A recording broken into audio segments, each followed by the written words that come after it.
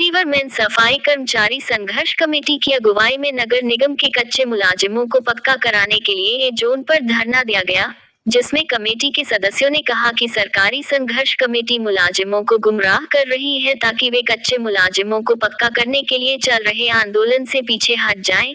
इसके लिए सरकारी कमेटी यह अफवाह फैला रही है कि सभी मुलाजिम पक्के कर दिए गए हैं, लेकिन मेयर और कमिश्नर ने मुलाजिमों को पक्का करने में असमर्थता जता दी है। इसलिए यह आंदोलन अब नगर निगम लुधियाना के साथ साथ सरकार के खिलाफ भी हो गया है और यह आंदोलन कच्चे मुलाजिमों को पक्का कराने तक जारी रहेगा। पेश है अमर ज्वाला के संपादक राजकुमार साथी की रिपोर्ट।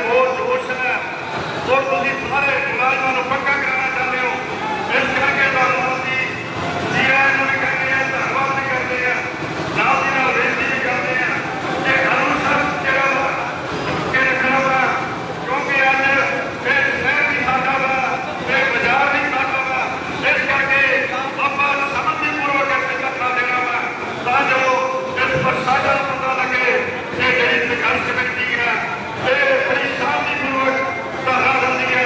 आओ मिलो मिलके इत्थे दे सरकार दा नगर निगम मुर्दाबाद, नगर निगम मुर्दाबाद,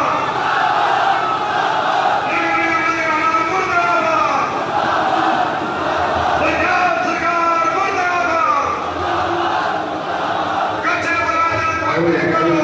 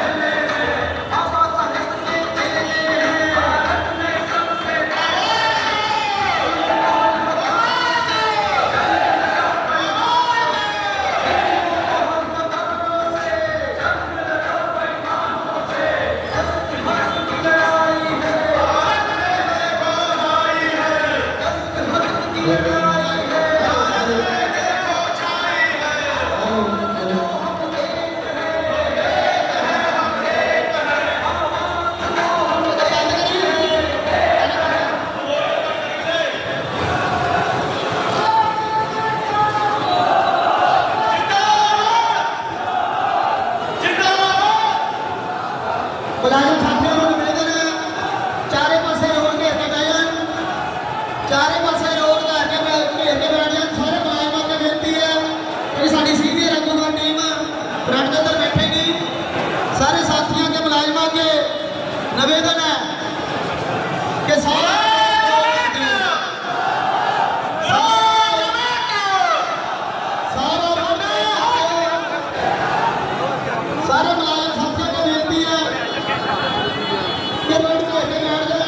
लुधियाना के कोर्ट कॉम्प्लेक्स की दूसरी मंजिल पर स्थित शौचालय में वीरवार की सुबह जबरदस्त धमाका हुआ, जिससे पूरे इलाके में अफरा तफरी मच गई। धमाके में एक व्यक्ति की मौत और कई लोगों के घायल होने की सूचना है। लुधियाना के पुलिस कमिश्नर गुरप्रीत सिंह भुल्लर का कहना है कि फिलहाल घटना के कारण के बारे में कुछ भी कहना मुश्किल है। मृतक व्यक्ति की शिनाख्त करने की कोशिश की जा रही है। जांच एजेंसियां जांच में जुट गई हैं।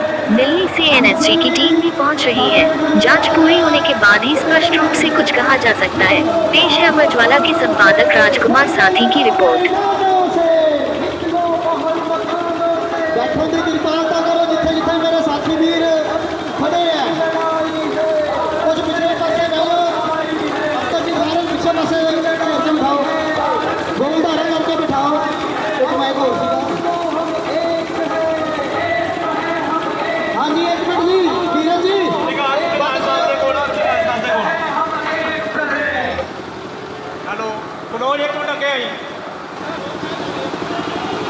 मुलाजिम एकता जिंदाबाद जिंदाबाद जिंदाबाद, मुलाजिम एकता जिंदाबाद जिंदाबाद जिंदाबाद, पंजाब सरकार मुर्दाबाद मुर्दाबाद मुर्दाबाद, आवाज दो आवाज दो,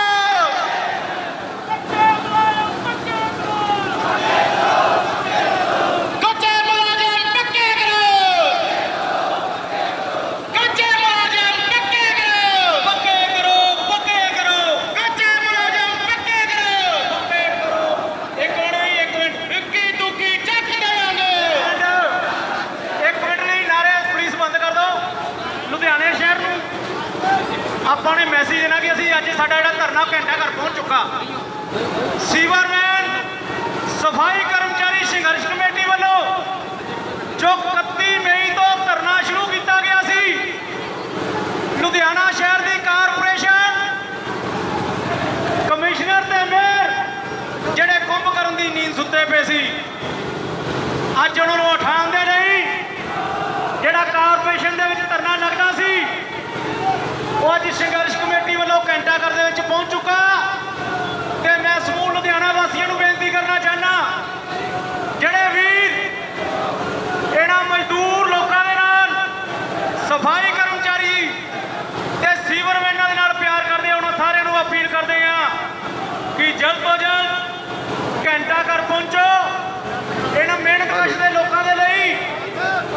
ਸਾਰੇ ਲੁਧਿਆਣਾ ਵਾਸੀ ਹਾਂ ਦਾ ਨਾਰਾ ਮਾਰ ਸਕੀਏ।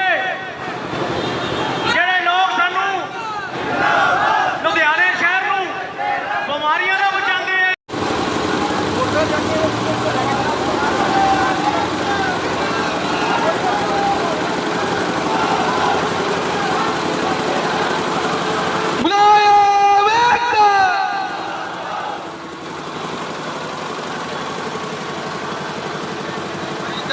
ਰਜਿੰਦਰ ਜੀ ਬੋਲੋ ਜਰਾ।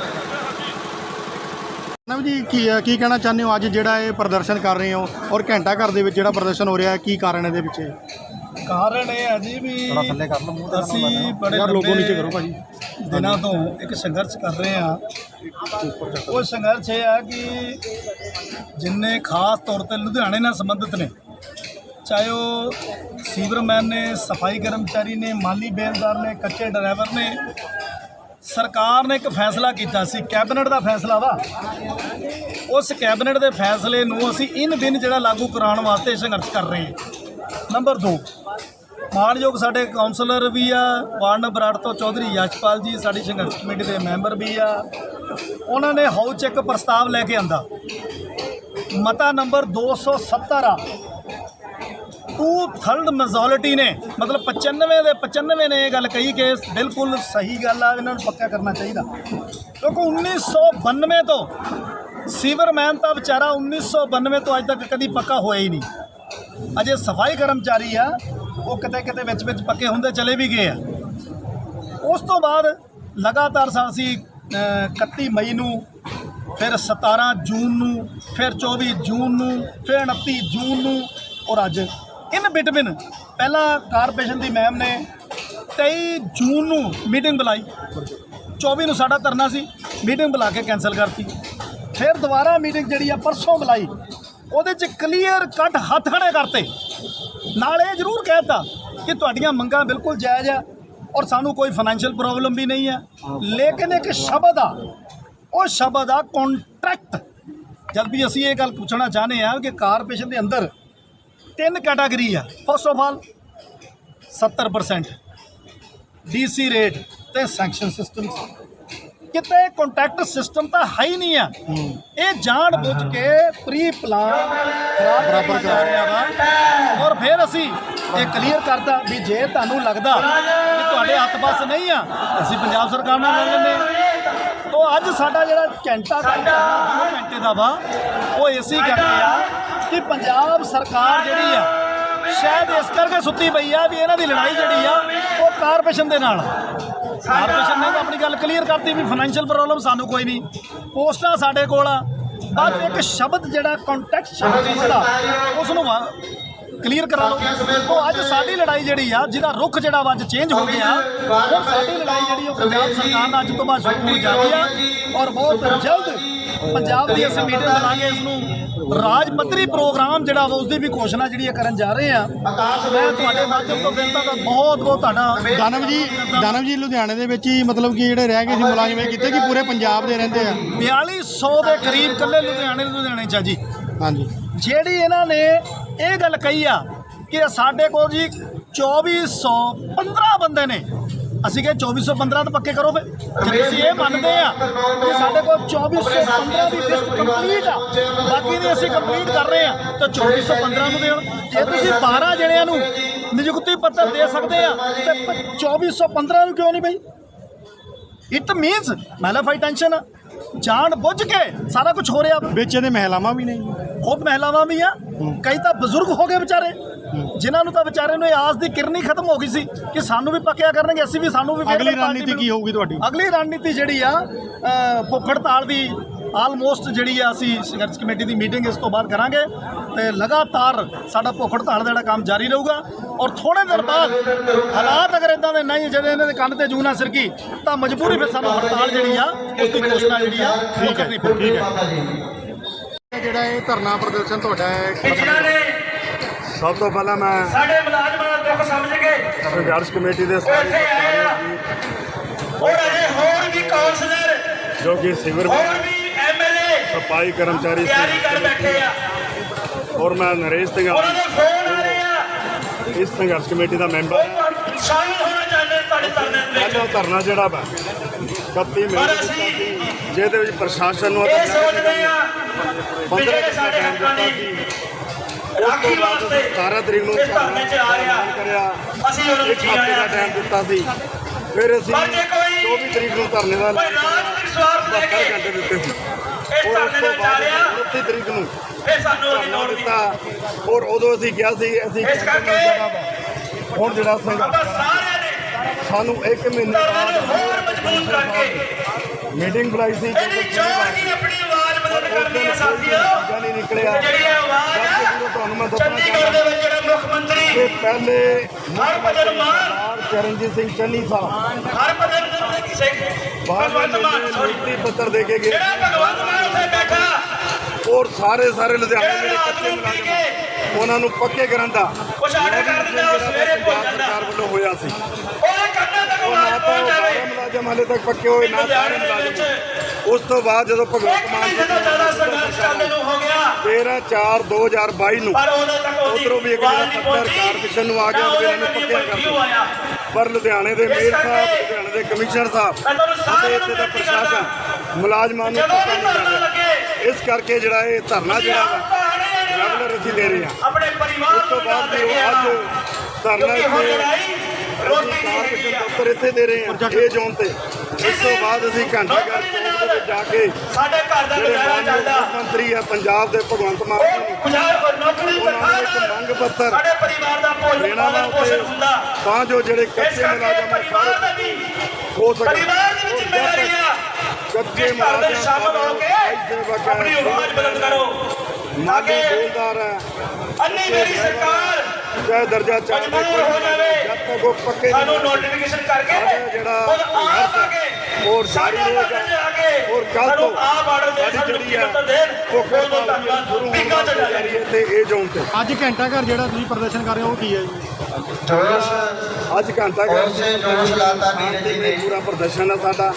बहुत ही सत्कारयोग ਸ਼ਹਿਰ ਵਾਸੀਆਂ ਨਾਲ ਲੜਾਈ ਨਹੀਂ ਕਿਸੇ श्रोमणी अकाली दल ਨਿੱਜੀ ने ਵਿਅਕਤੀਗਤ ਬੰਦੇ ਦੇ ਖਿਲਾਫ ਸਾਡੀ ਲੜਾਈ बड़े ਨਹੀਂ। सीनियर ਸਾਡੀ आप ਲੜਾਈ ਹੈ और बड़े सी डंग जी पहुंचे ਪ੍ਰਸ਼ਾਸਨ हैं ਨਾਲ।